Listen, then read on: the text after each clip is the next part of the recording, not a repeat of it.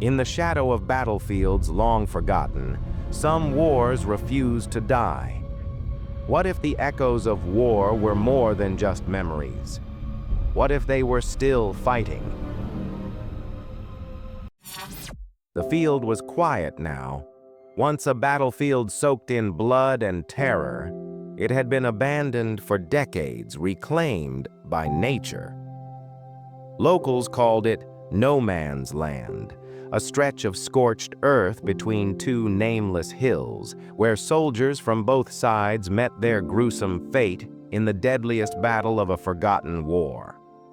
For years, the stories of haunting whispers and ghostly apparitions had kept people away. But when a documentary crew decided to investigate, they discovered that the horrors of war still lingered, refusing to fade with time. The team consisted of 5 members: Laura, the director; Kevin, the historian; Marcus, the cameraman; Ellie, the sound engineer; and James, the skeptic. Their goal was to document the eerie tales of no man's land, hoping to capture evidence of the supernatural.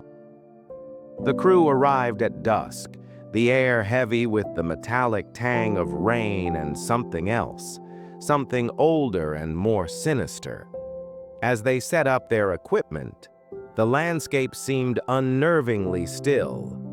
A chilling breeze whispered through the broken remnants of trenches and rusted barbed wire, carrying with it faint echoes of shouting and gunfire.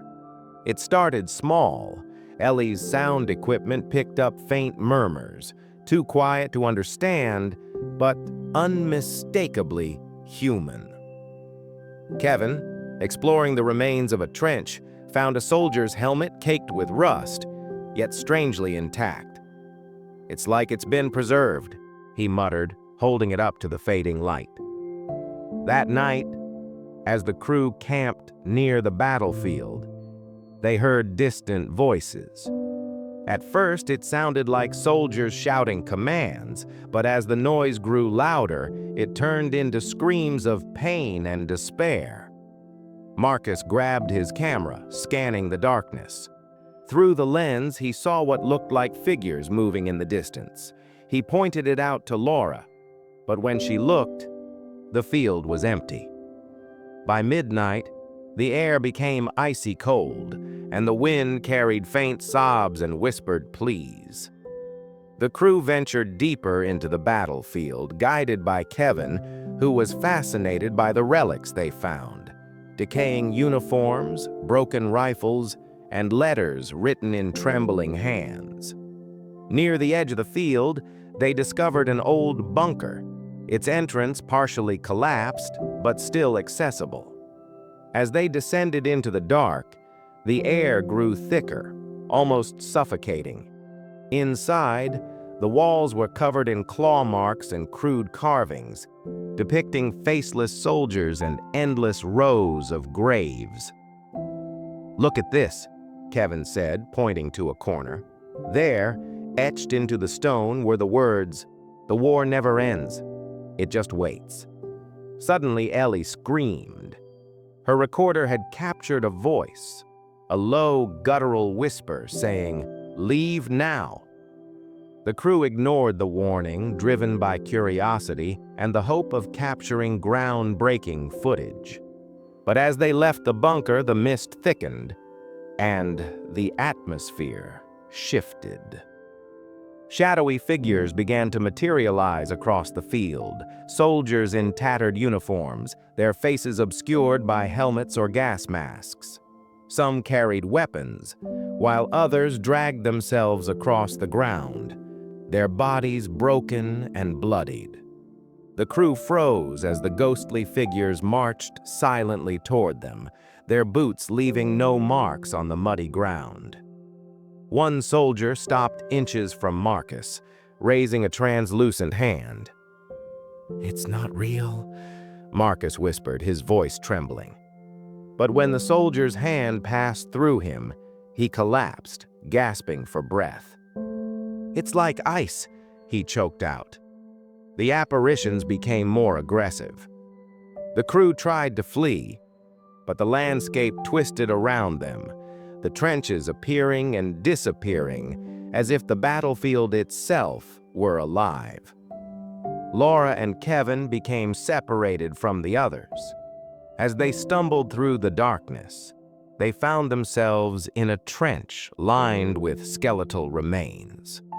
A ghostly figure loomed above them, a commanding officer shouting orders to his spectral soldiers. His voice was a blend of rage and sorrow, echoing unnaturally through the night. Ellie and James weren't faring any better. They found themselves surrounded by soldiers whose faces were hidden behind gas masks. The air filled with the hiss of invisible gas, and Ellie began to cough violently. "It's in my lungs!" she screamed, clawing at her throat. James pulled her away, but not before he saw one of the soldiers lift its mask, revealing a hollow void where its face should have been. The crew regrouped near an old memorial stone in the center of the battlefield. The stone was engraved with the names of hundreds of fallen soldiers. Kevin noticed something horrifying.